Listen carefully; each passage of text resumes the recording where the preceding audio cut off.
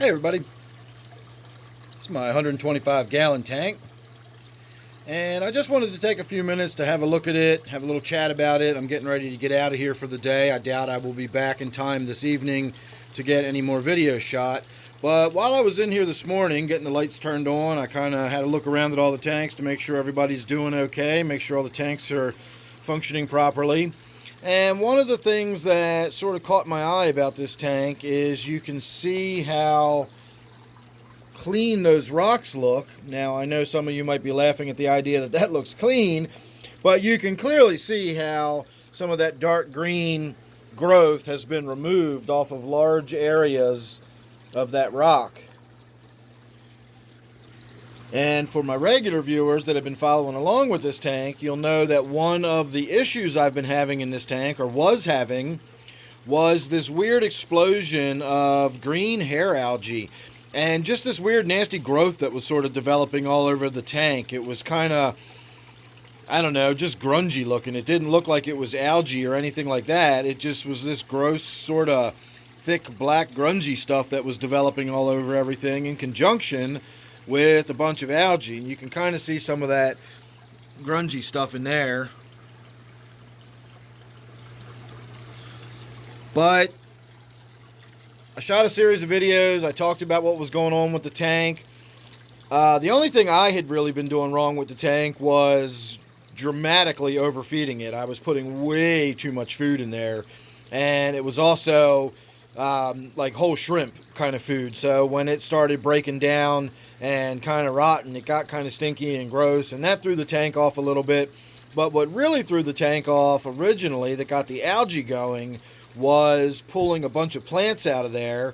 And once you pull the plants out, it changes the nutrient balance, it changes how much light shines into the tank, what the light shines on, so on and so forth. And you wind up throwing the tank just all out of whack, and it can take a little while to get back in whack. And that, I think, is what's happening to this tank. As I said in my previous videos, I was not going to panic. I wasn't tearing the tank down. I wasn't going to get in there and start ripping more plants out unless I really felt that that was necessary, and maybe something that was going on in the tank was associated with the excessive amount of plants or something like that. But again, I didn't panic and just go in there and start doing stuff. I started with some basic maintenance. I got the tank cleaned up. I identified the fact that I was way overfeeding it, so I reduced that.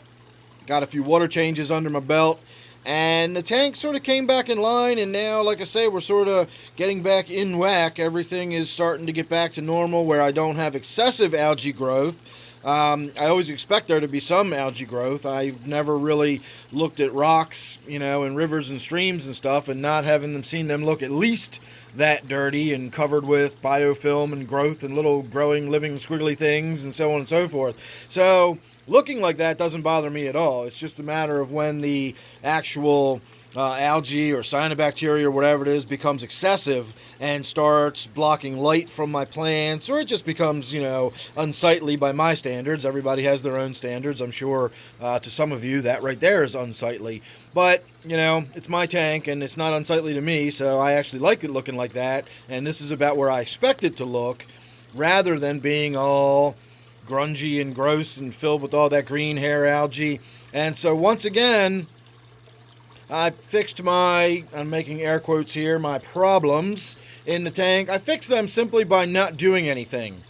I've shot video in the past before where I talked about how a lot of times doing nothing at all is your best option, or just letting things rest, taking a step back, assessing the situation, figuring out what's going on, just jumping in and starting to do stuff. And, I get comments all the time by people who, the moment I suggest that, one of my guppies died, they're telling me I need to tear the whole tank down, sterilize the gravel, get a new filter, buy new lights. It gets kind of excessive and ridiculous, some of the suggestions I get over some of the most minorest little issues that I'll have in a tank. And it makes me wonder if other people really do that. Do people tear their whole tank down when they find a dead guppy? Do they go to drastic extremes when they see a little bit of extra algae growing in the tank, rather than just kind of wait and watch and see what happens with the algae. The tank got back into line. I knew it would sooner or later. You know, it just had to adjust to the new circumstances. It had to get used to the idea that there was more light and so on and so forth. And now that it did, I got my fish back to munching on the algae and keeping everything clean. And the tank more or less looks like the way I always want it to look. So I still may get in there and give the tank a big old whackety chop. Needs a haircut. It's getting kind of thick and excessive. But all of my issues with the green hair algae and all that stuff seem to have cleared up. The only thing I will say, we've even got new red tiger lotus.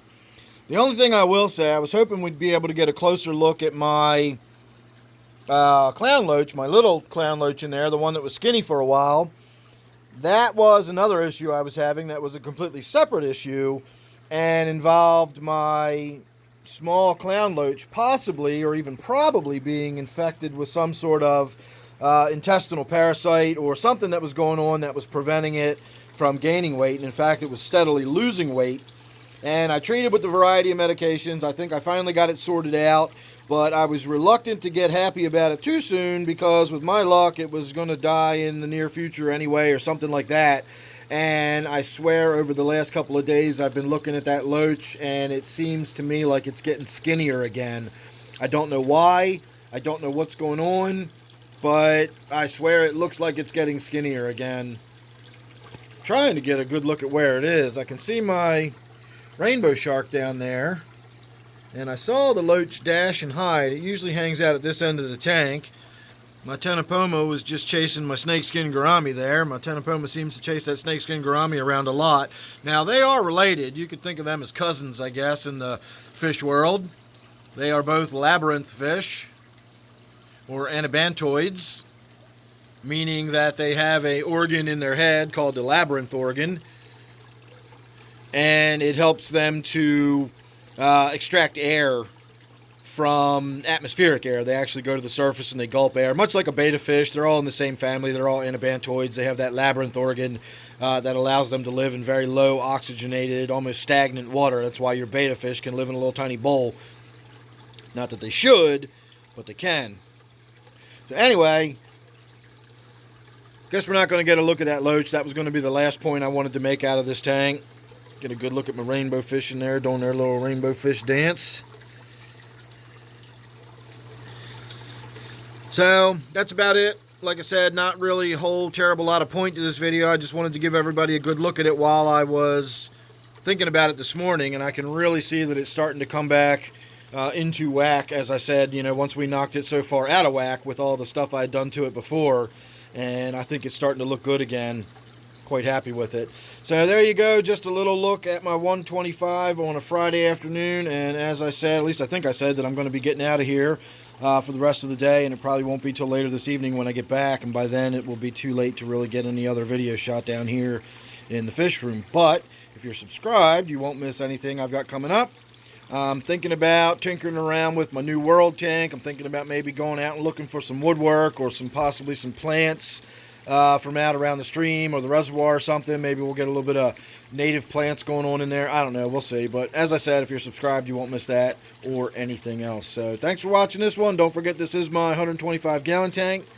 I'll see you real soon in the next one.